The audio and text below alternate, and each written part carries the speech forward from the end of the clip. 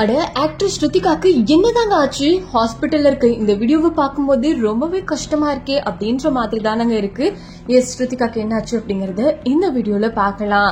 நம்ம எல்லாருக்குமே தெரியும், விஜய் டிவில குக் வித் கோமாளி மூலமா ரொம்ப ரொம்ப பிரபலமானாங்க. தமிழ் மக்கள் மனசுல இடம் பிடிச்சவங்க தான் நம்ம ஸ்ருதிகா. அவங்க படங்கள்ல பண்ணியிருந்தாலுமே டெலிவிஷன் மூலமா தான் ரொம்ப ரொம்ப ஃபேமஸ் ஆனாங்க.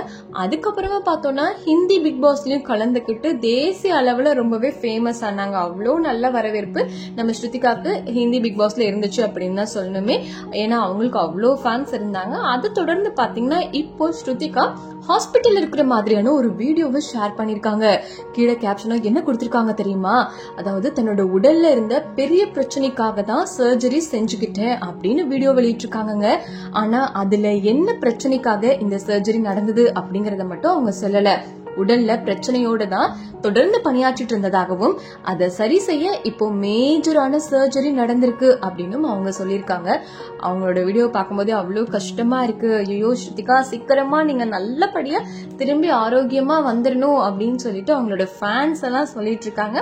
ஸோ நம்மளும் இப்ப நம்ம குக்குருக்கோ சேனல் சார்பா ஸ்ருதிகா ஆர்ஜல் சீக்கிரமாவே நலம் பெறணும்னு வேண்டிக்கலாம்.